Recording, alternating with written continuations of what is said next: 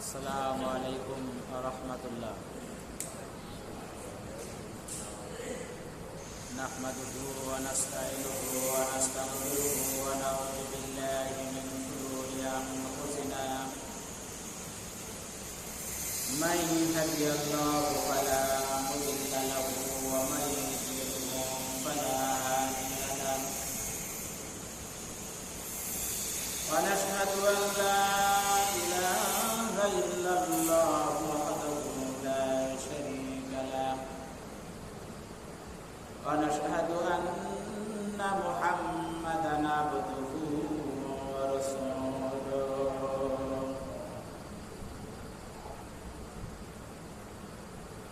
ওয়া ক্বালা তাআলা ফি শানি হাবিব ইন্নাল্লাহা ওয়া মালাইকাতাহু ইউসাল্লুনা আলান নাবী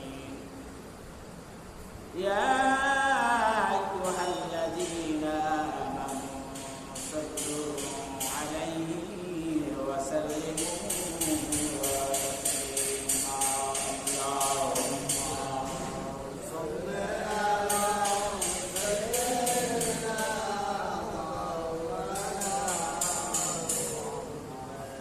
ওয়া আলা আলিহি সাইয়্যিদিনা শাফি'না মুহাম্মাদ। আল্লাহুম্মা সাল্লি আলা সাইয়্যিদিনা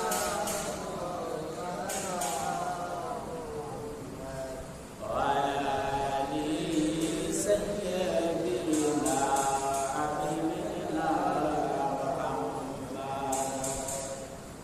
ও বেঈমান কাফেরেরা, কি করিলি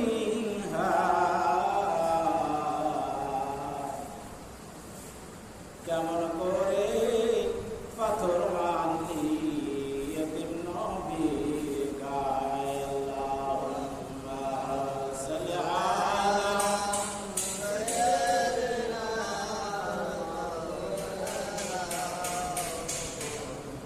ওয়া আলা আলিহি সাইয়্যিদিনা শাফি'না মুহাম্মাদ।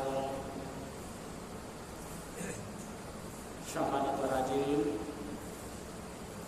আমরা সমস্ত প্রশংসা জানাই সে মহান রব্বুল আলামিনের, যে মহান রব্বুল আলামিন আপনাকে এবং আমাকে পবিত্র জুমার দিনে, জুমার প্রথম অংশে মসজিদে আসার তৌফিক দিয়েছেন। এজন্য আমরা আল্লাহর শুকরিয়া আদায় করি, বলি আলহামদুলিল্লাহ। আলহামদুলিল্লাহ।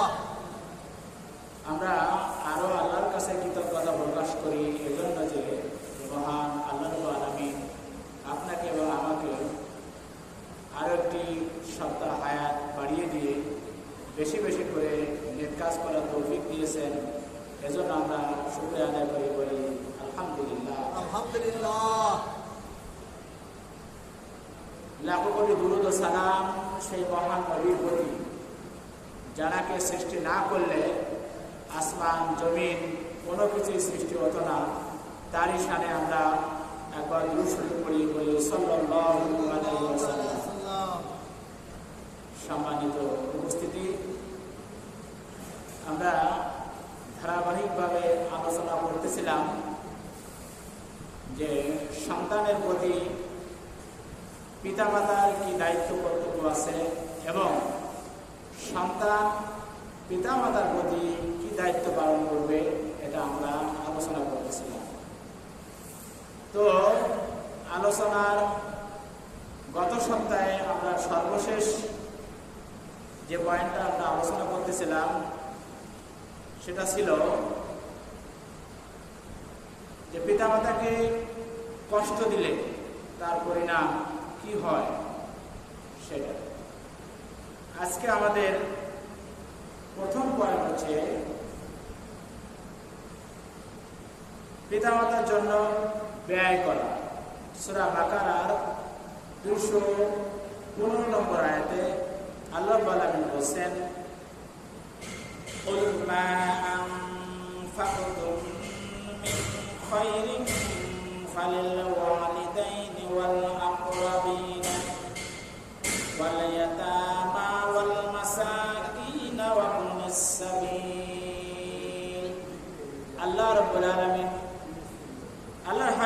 বলছেন, কুল হে রাসূল, আপনি বলুন, মা আনফাকতুম, তোমরা খরচ করবে যেটা, মিন খায়র, তোমাদের জন্য উত্তম খরচ হবে, ফালিল ওয়ালিদাইন, তোমাদের পিতা মাতার জন্য খরচ করা, ওয়াল আকরাবিনা, তোমাদের নিকটতম আত্মীয় যারা রয়েছে তাদের জন্য খরচ করা, ওয়াল ইয়াতামা, এতিমদের জন্য খরচ করা, ওয়াল মাসাকিন, ওয়াবনিস সাবিল, মিসকিনদের জন্য খরচ করা, এবং যারা আল্লাহর রাস্তায় যারা জিহাদ করে তাদের জন্য খরচ করা। তো এই আয়াতের প্রথমে দেখা রয়েছে যে পিতামাতার জন্য ব্যয় নির্ভর করা। আমরা যারা চাকরি বাকরি করি এবং যারা আমরা বিশেষ করে বাইরে থাকি, আমাদের পিতামাতা যাদের গ্রামে থাকে, আমাদের উচিত হচ্ছে যে আমাদের মাসের প্রথম বেতনটা পেয়ে তাদের জন্য একটা অংশ প্রথমেই পাঠিয়ে দেয়। এবং যারা আমরা পিতামাতার সঙ্গে করে থাকি, আপনি যখন বাজারে যাবেন, আপনার পিতাকে, আপনার মাতাকে জিজ্ঞেস করবেন যে মা, তোমার জন্য কি পান আনা লাগবে, তোমার জন্য কি সুপারি আনা লাগবে, তোমার জন্য কি ওষুধ আনা লাগবে, তোমার ওষুধ কি ফুরাই গেছে, এই কথাটা আমাদের কিন্তু জিজ্ঞাসা করা উচিত। আপনি অফিসে যাচ্ছেন, অফিসে যাওয়ার সময় জিজ্ঞাসা করা উচিত এবং তার কাছে দোয়া নেওয়া উচিত যে আম্মা, আব্বা, আমি অফিসে যাচ্ছি, দোয়া করবেন, আপনার জন্য কি আনা লাগবে বলেন। আপনার যদি যাওয়ার পথে ডাক দেয়, আপনি বলতে পারবেন না যে আর ডাকার সময় পেলে না, এরকম কথা আপনার আমার বলা যাবে না। নবী করিম সাল্লাল্লাহু আলাইহি সাল্লাম, এটাকে বলে মেম্বার, দেখেন 3টা সিঁড়ি আছে। একদা নবী করিম সাল্লাল্লাহু আলাইহি সাল্লাম মসজিদে এসে যখন প্রথম সিঁড়িতে পা দিলেন, বললেন আমিন। এরপর দ্বিতীয় সিঁড়িতে পা দেওয়ার পরে বললেন আমিন, এবং তৃতীয় সিঁড়িতে পা দেওয়ার পরে বললেন আমিন। সাহাবারা জিজ্ঞাসা করল, ইয়া রাসূলুল্লাহ, ইয়া হাবিবাল্লাহ, আপনি ইতিপূর্বে তো এরকম কোনোদিন এই মেম্বারে ওঠার সময় আমিন আমিন বলেন নাই, আজকে আপনি কেন বললেন? আল্লাহ রাসূল বললেন, আমি যখন প্রথম সিঁড়িতে পা দিয়েছি, ফেরেশতা জিবরাইল আমিন আমাকে বলছেন, যে ব্যক্তি রমজান পাইল অথচ সে তার গুনাহ খাতা মাফ করাতে পারল না, সে ধ্বংস হয়ে যায়। আমি আল্লাহ রাসূল জিবরাইলের কথায় আমি সমর্থন দিলাম, আমি আমিন বললাম। রমজান পাইছেন, গুনাহ খাতা মাফ করাতে পারেন, ধ্বংস হয়ে যায়। কে বলছে? জিবরাইল আলাইহিস সালাম। আল্লাহ রাসূল বলছে আমিন। আমি যখন মোনাজাত করি, আপনারা কিন্তু পিছনে কি বলেন? আমিন আমিন। তার মানে কি? আপনারাও আমার মোনাজাতে সমর্থন দেন। এরপরে দ্বিতীয় সিঁড়িতে যখন আল্লাহ রাসূল পা দিলেন, পা দেওয়ার পরে আমিন বললেন, ফেরেশতা জিবরাইল বলল, যে ব্যক্তি তার পিতা এবং মাতাকে পাইল অতঃপর সে জান্নাতে যেতে পারল না, সে ধ্বংস হয়ে যায়। আপনি পিতা মাতাকে পাইলেন, তাদের খেদমত করলে আপনি জান্নাত পাবেন, তাদের সন্তুষ্ট রাখলে আপনি জান্নাত পাবেন। অথচ আপনি যদি খেদমত না করেন, তাদের যদি সেবা না করেন, তাহলে আপনি ধ্বংস হবেন। এটা জিবরাইল আলাইহিস সালাম বললেন এবং আল্লাহ রাসূল সমর্থন করলেন। এরপরে যখন তৃতীয় সিঁড়িতে পা দিলেন, তৃতীয় সিঁড়িতে পা দেওয়ার পরে জিবরাইল বললেন, যে ব্যক্তি আল্লাহ রাসূলের নাম শুনবে এবং দুরূদ পড়বে না, সে ধ্বংস হয়ে যায়। দেখেন, যখন আজান হয় তখন কিন্তু কি বলে? আশহাদু আন্না মুহাম্মাদুর রাসূলুল্লাহ সাল্লাল্লাহু আলাইহি ওয়াসাল্লাম। আপনাকে আমাকে বলতে হবে। আর আপনি আমি যদি সেই সময় ওই বোর্ড ঘরে থাকি, কিরাম বোর্ড খেলি, দাবা ঘরে থাকি, যদি এটা খেয়াল না করি, জিবরাইল আলাইহিস সালাম বলছেন যে সে ধ্বংস হয়ে যায়, আল্লাহ রাসূলও বললেন যে সে ধ্বংস হয়ে যায়। আল্লাহ আমিন আমাদেরকে আমল করার তৌফিক দিক। আমরা বলি আমিন আমিন। হযরত মুসা আলাইহিস সালাম একদা আল্লাহর কাছে জিজ্ঞাসা করছে, ইয়া রাসূলুল্লাহ, ইয়া হাবিবাল্লাহ, আপনি তো আমাকে ভেস্ট দিবেন, কিন্তু ভেস্তে আমার বন্ধু কি হবে, আমার সঙ্গী কি হবে? আল্লাহ বললেন তোমার সঙ্গী হবে একজন কসাই। কি হবে? কসাই। তো মুসা আলাইহিস সালাম বললেন যে আল্লাহ, এত মানুষ পৃথিবীতে থাকতে একজন কসাই কেন আমার সঙ্গী হবে? আমি সেই কসাইকে দেখতে চাই, সে কোথায় থাকে? আল্লাহ বলেন অমুক বাজারে চলে যাও। সেই বাজারে চলে গেল। বাজারে যাওয়ার পরে কসাইকে সালাম দিয়ে পাশে অবস্থান নিল। দেখে যে কসাই যখন মাংস বিক্রি করছে, যখন সে গোশত বিক্রি করছে, ভালো ভালো টুকরাগুলো সে আলাদা করে, ছোট ছোট টুকরা আলাদা করে করে একটা ব্যাগের ভিতরে রাখছে। যখন কসাই সমস্ত গোল বিক্রি হয়ে গেল, কসাই যখন এবার এই থলেটা নিয়ে বাড়ির দিকে রওনা দিচ্ছে, মুসা আলাইহিস সালাম বলছে, ও ভাই, আমি কি আজকে তোমার সঙ্গে তোমার মেহমান হতে পারি? কসাই বলছে, হ্যাঁ, কোনো সমস্যা নেই, আসেন। চলে গেল, বাড়িতে চলে গেল। বাড়িতে চলে যাওয়ার পরে ওই কসাই ওই মাংসের ব্যাগটি বের করলো। বের করে মাংসগুলো আরো ছোট ছোট করলো, অর্থাৎ কিমা করলো, যেটাকে বলে আমরা কিমা করি। কিমা করলো। কিমা করার পরে গোশত রান্না করলো। গোশত রান্না করার পরে তার মায়ের ঘরে গেল। তার মায়ের ঘরে যাওয়ার পরে তার মাকে সে উঠালো, অসুস্থ মাকে উঠালো। উঠাই মায়ের কাপড় চোপড় পরিষ্কার করলো। পরিষ্কার করার পরে ওই সন্তান ওই কসাই কি করলো, সুন্দর করে তার মাকে খাওয়ানো। এবার যখন খাওয়ানো হয়ে গেল, মা দুহাত তুলে আল্লাহর কাছে দোয়া করছে, ও আল্লাহ, আমার সন্তান আমাকে এত খেদমত করে, আমার সন্তান এত ব্যস্ততার মধ্যে থেকেও আমার দিকে এত খেয়াল করে, এত যত্ন নেয়। আল্লাহ গো, তুমি আমার সন্তানকে মুসা আলাইহিস সালামের সাথে ভেস্তে অবস্থান করিও। মুসা আলাইহিস সালাম জবাব পেয়ে গেল। আর জিজ্ঞাসা করা লাগলো যে কি জন্য তার বন্ধু হবে, কি জন্য? আপনারা বুঝতে পারছেন? মায়ের দোয়া। কার দোয়া? মায়ের দোয়া। মা দোয়া করছে, আল্লাহ তাআলা কবুল করে দিয়েছে। 3 ব্যক্তির দোয়া কিন্তু আল্লাহ তাআলা বিফলে দেন না। তার মধ্যে একজন আছে পিতামাতা, একজন আছে মজলুম, নির্যাতিত, যাদেরকে নির্যাতন করা হয়, মানসিকভাবে নির্যাতন করা হয়, শারীরিকভাবে নির্যাতন করা হয়, আয়না ঘরে রেখে নির্যাতন করা হয়। কোনদিন নাম শুনছে? আয়না ঘর? এখন শুনতে পাচ্ছি না।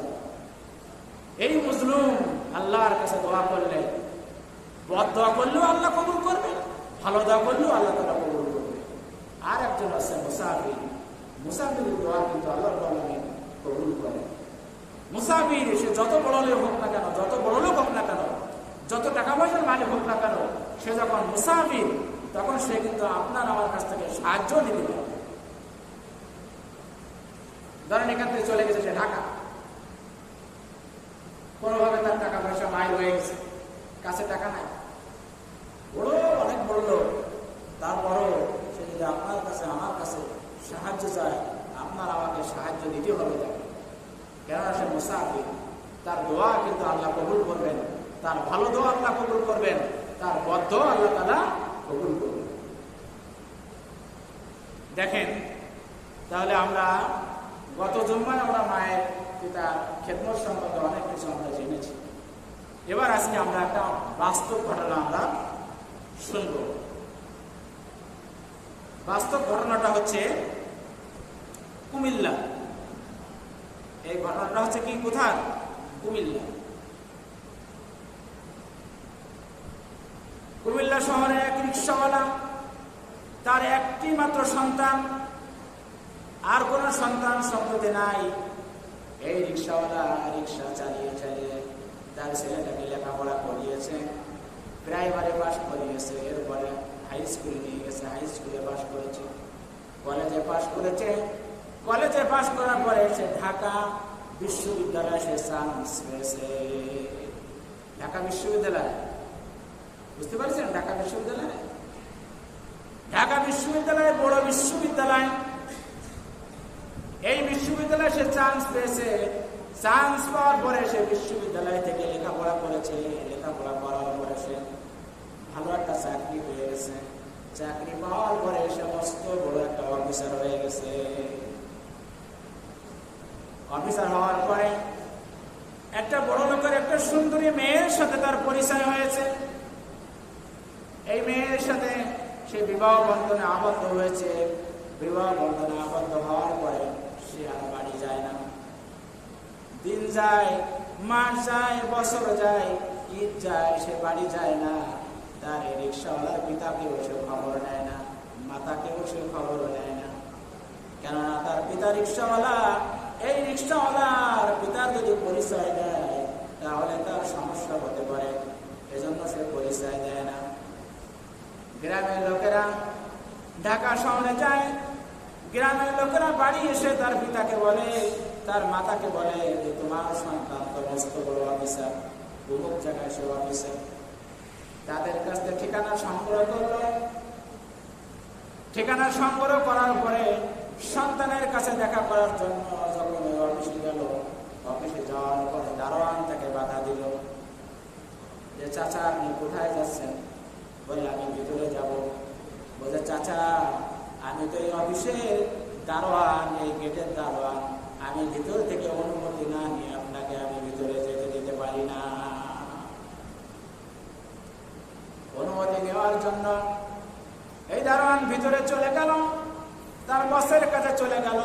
বসের কাছে যাওয়ার পরে বসকে বলল যে স্যার, দরজার পাশে একজন মুরব্বী আসছে, সেই মুরব্বী আপনার সাথে দেখা করতে চায়। বস তখন সিসি ক্যামেরা অন করলো। সিসি ক্যামেরা অন করে দেখে যে দরজার কাছে সে দাঁড়িয়ে আছে, আর কেউ নাই, সে হচ্ছে তার জন্মদাতা পিতা। তখন এই বস, বাস্তব ঘটনা বলছে, কিন্তু এই বস পকেট থেকে 500 টাকার একটা নোট বের করে দারোয়ানকে বলল, এই নাও, এটা ওই মুরব্বীকে দিয়ে তাকে বিদায় করে দাও। যখন দারোয়ান এই মুরব্বীর কাছে আসলো, মুরব্বীর কাছে আসার পরে বলল, ও চাচা, আমার স্যার অনেক ব্যস্ত রয়েছে, তার হাতে অনেক কাজ রয়েছে, এই আপনাকে 500 টাকা দিয়েছে, এটা নিয়ে আপনাকে সে চলে যেতে বলছে। তখন মুরব্বী বলছে, তুমি জানো না তোমার এই মস্ত বড় অফিসার, তোমার এই ব্যস্ত অফিসার, সে আছে আমার সন্তান।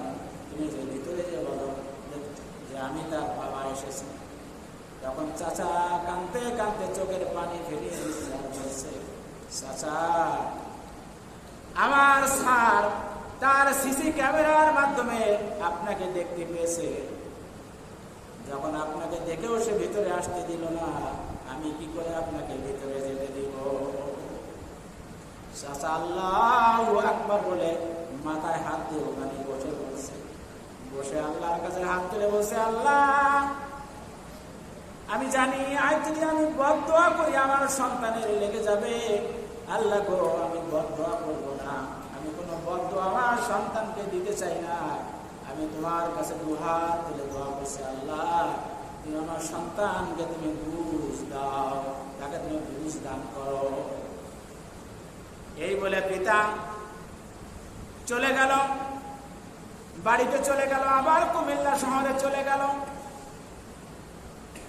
এদিকে এই রিক্সাওয়ালার স্ত্রী অর্থাৎ এই সন্তানের মা সে রাস্তায় দাঁড়িয়ে আছে যে তার সন্তান কত বড় হয়েছে, তার সন্তান কেমন আছে, এটা জিজ্ঞাসা করার জন্য রাস্তার পরে দাঁড়িয়ে রয়েছে। দূর থেকে যখন তার স্বামীকে দেখতে পেয়েছে, দৌড়ে গিয়ে স্বামীর কাছে যে বলল, আমার স্বামী যান, বলো আমার কলিজার টুকরা, আমার সন্তান কেমন আছে?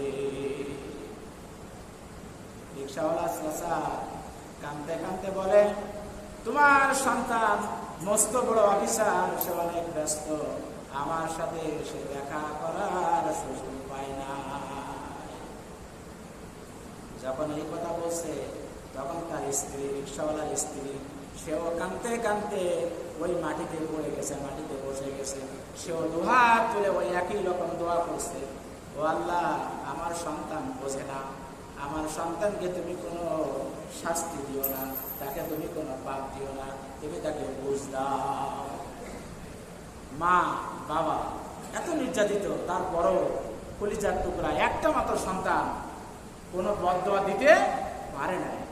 ওরা দোয়া করছে যে আল্লাহ তুমি তাকে বুঝ দাও, তুমি তাকে হেদায়েত করো। এইভাবে দিন যায় মাস যায়, যেতে যেতে এই সন্তান তার আছে গুলশানের আজাদ মসজিদের পাশে তার বাসা। এই মসজিদের ইমাম হযরত মাহমুদুল হাসান, যাত্রাবাড়ি মসজিদের সে খতিব, সে একদিন রমজান মাসে এরকম দোয়া করছে। মসজিদে আলোচনার সময় পিতামাতার কদর নিয়ে সে দোয়া করছে। পিতামাতার কদর নিয়ে যখন সে দোয়া করছে, দোয়া করার এক পর্যায়ে এই যখন আপনাদেরকে পিতামাতার কথা ওয়াজ করছে, পিতামাতার মনে কষ্ট দিলে কি হয়, পিতামাতার সেবা না করলে কি হয়, এরকম করে যখন ওয়াজ করতে আসে, ওই ওয়াজ যখন করছে, ওয়াজ করার সময় ওই ছেলের কলিজায় ওয়াজগুলো লাগছে এবং তার কলিজা আস্তে আস্তে নরম হয়ে যাচ্ছে। তার কলিজায় এগুলো লাগতেছে যে আমিও তো আমার পিতামাতার সাথে এরকম খারাপ ব্যবহার করেছি, এরকম খারাপ আচরণ করেছি। এবারে সন্তান নামাজ শেষ হয়ে গেল। সুন্নাত নামাজে যখন যে সিজদায় পড়ে গেল, সিজদায় পড়ে যে আল্লাহর কাছে কাঁদে, বলে ও আল্লাহ, আমিও তো আমার পিতামাতার সাথে খুব খারাপ ব্যবহার করেছি, আমি জানি না আমার পিতামাতা বেঁচে আছে কিনা। এরকম করে সে কাঁদতে কাঁদতে সে দোয়া করে সে বলল আমি আর বাসায় যাব না, আমি এখান থেকে আমার পিতামাতার কাছে চলে যাব। সে বাজারে চলে গেল। রমজান মাস, মায়ের জন্য একটা শাড়ি কিনলো, পিতার জন্য লুঙ্গি কিনলো এবং অনেক ইফতারি সামগ্রী কিনলো, অনেক কিছু কেনাকাটা করলো। কেনাকাটা করার পরে সে যখন রওনা দিল গ্রামের দিকে, তখনকার দিনে ঢাকা থেকে কুমিল্লায় যেতে গেলে 2টা ফেরি পার হওয়া লাগতো। এই খুলনা থেকে পটুয়াখালী যেতে 5টা ফেরি পার হওয়া লাগতো। আমি পটুয়াখালীতে লেখাপড়া করতাম, 5টা ফেরি পার হওয়া লাগতো। এই সন্তান যখন এই ফেরিগুলো পার হয়ে আস্তে আস্তে সে যখন কুমিল্লা শহরের কলেজে পৌঁছালো, তখন দেখে যে তারাবির নামাজ শেষ হয়ে গেছে। রমজান মাস এবং শীতের সময় ছিল সেটা। যখন এই কুমিল্লা শহরে যখন সে গেল, কোনো যানবাহন সে পাচ্ছে না, কোনো রিক্সাও পাচ্ছে না। তখন সে এক যুবকের কাছে জিজ্ঞাসা করছে যে ভাই, আমি অমুক গ্রামে যাব, অমুক গ্রামে যেতে গেলে আমি এখন কি করে যেতে পারি? ওই যুবক বলছে এখন তো তারাবির নামাজ শেষ হয়ে গেছে, মানুষ তো একটু বিশ্রাম নেবে, কিছুক্ষণ পর আবার সেহরি উঠবে, এখন তো কেউ যাবে না। তখন ওই যুবক কান্নাকাটি শুরু করে দিল। কান্নাকাটি যখন শুরু করে দিল, তখন ওই কুমিল্লার ওই যুবক এই রিক্সাওয়ালার ছেলেকে জিজ্ঞাসা করছে কেন আপনি কান্নাকাটি করছেন? তখন বলছে অমুক গ্রামে আমার যেতে হবে, আমি আমার পিতামাতার সাথে খুব খারাপ আচরণ করেছি, জানি না আমার পিতামাতা বেঁচে আছে কিনা। ওই গ্রামে যে আমার পিতামাতার কাছে আমাকে ক্ষমা চাইতে হবে, যেভাবে হোক আমাকে যেতে হবে। তখন ওই কুমিল্লার ওই যুবক বলছে যে অমুক দোকানের বারান্দায় চলে যান। ওই অমুক দোকানের বারান্দায় হচ্ছে একজন বুড়ো মানুষ, সে থাকে। গ্যারেজে রিক্সা রেখে সে রিক্সা ভাড়া দেওয়ার মতো, গ্যারেজ ভাড়া দেওয়ার মতো টাকা তার কাছে থাকে না। আমি জানি তার কোনো সন্তান নাই, তার কোনো আত্মীয় নাই, তার স্ত্রীও বিছানায় পড়ে রয়েছে, তার স্ত্রীর জন্য কামাই করে তাকে ওষুধ কিনে নিয়ে যেতে হয় এবং সে সারা রাত দোকানে শুয়ে থাকে, বসে থাকে আর রিক্সা ওই পাশে থাকে। তখন ওই জায়গায় চলে গেল। জায়গায় চলে যাওয়ার পরে ওই মুরব্বীকে ডাক দিল। মুরব্বী শীতের রাত্রে সে তার মাফলার দিয়ে কানটা বেঁধে ওখানে বসে বসে সে কাঁপতেছে। মুরব্বীকে সালাম দিয়ে বলল, চাচা আমি অমুক গ্রামে যেতে চাই, আপনি যাবেন কিনা? আপনি আমাকে তো নিয়ে যান। যখনই বলছে চাচা আমি অমুক গ্রামে যেতে চাই, এই কণ্ঠ শোনার সাথে সাথে ওই চাচা বুঝতে পেরেছে এই কণ্ঠ তো আর কারণ নয়, এই কণ্ঠ তো আমার সন্তানের কণ্ঠ। তখন বলছে যে চাচা আপনি কত টাকা নেবেন বলেন, আপনার যা ভাড়া আমি আপনাকে দ্বিগুণ ভাড়া দিব। চাচা মনে মনে বলছে, আরে বাবা ছোটবেলায় তোমাকে কত রিক্সায় টানিছি, রিক্সায় করে স্কুলে নিয়ে গেছি, কোনোদিন তো তোমার কাছ থেকে ভাড়া পাই নাই, এই কথা চাচা মনে মনে বলে এবার জোরে সে বলছে, ও যুবক, আজকে তোমার কাছ থেকে আমি কোনো টাকা নিব না। জীবনেতে আমি অনেক মানুষকে টানলাম, অনেক মানুষের কাছ থেকে টাকা নিলাম, আজকে তোমার কাছ থেকে কোনো টাকা পয়সা আমি নিব না। তুমি রিক্সায় ওঠো। রিক্সায় উঠছে, রিক্সা চালানো এক পর্যায়ে রিক্সাওয়ালা চাচা যুবকের কাছে জিজ্ঞাসা করছে, ও যুবক, তোমাকে তো কোনোদিন আমি এই গ্রামে দেখি নাই, তুমি কোথায় যাচ্ছ, তুমি কার কাছে যাচ্ছ? তখন বলছে, চাচা, অমুক গ্রামে আমার পিতা মাতা রয়েছে, আমি জানি না আমার পিতা মাতা বেঁচে আছে কিনা। আমি আমার পিতা মাতার কাছে অনেক অন্যায় করেছি, তাদেরকে আমি অনেক কষ্ট দিয়েছি, আমি তাদের কাছে আমি ক্ষমা চাইতে যাচ্ছি।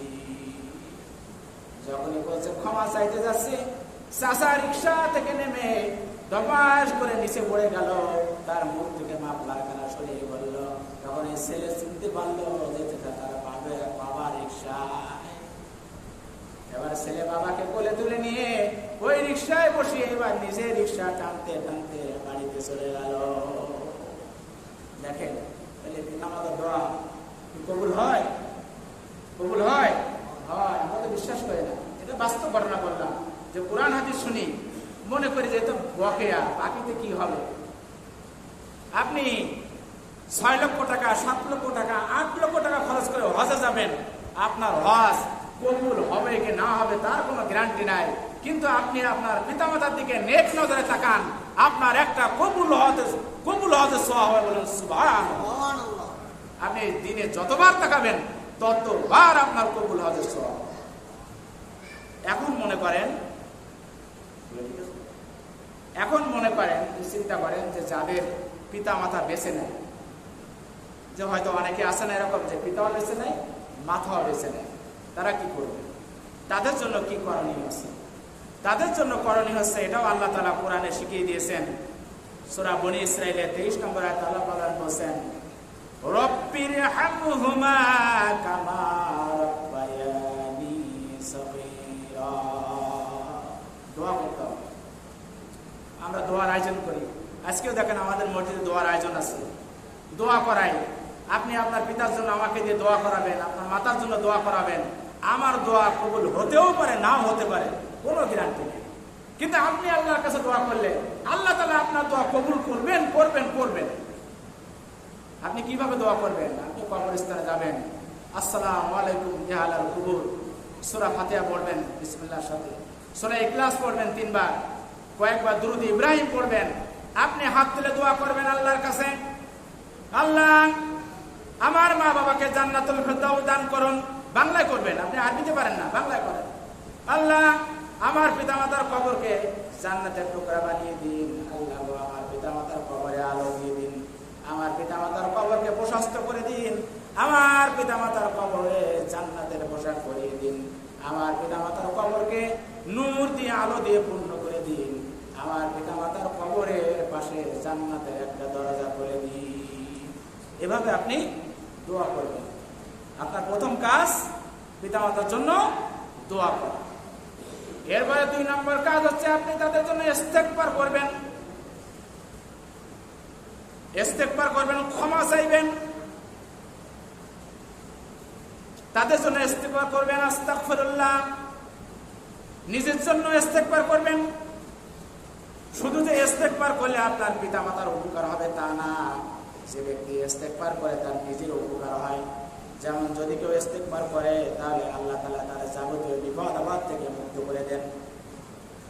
যদি কেউ ইস্তেগফার করে সবসময়, আল্লাহ রাব্বুল আলামিন তার টেনশন থেকে মুক্ত করে দেন, তার কোনো টেনশন থাকে না।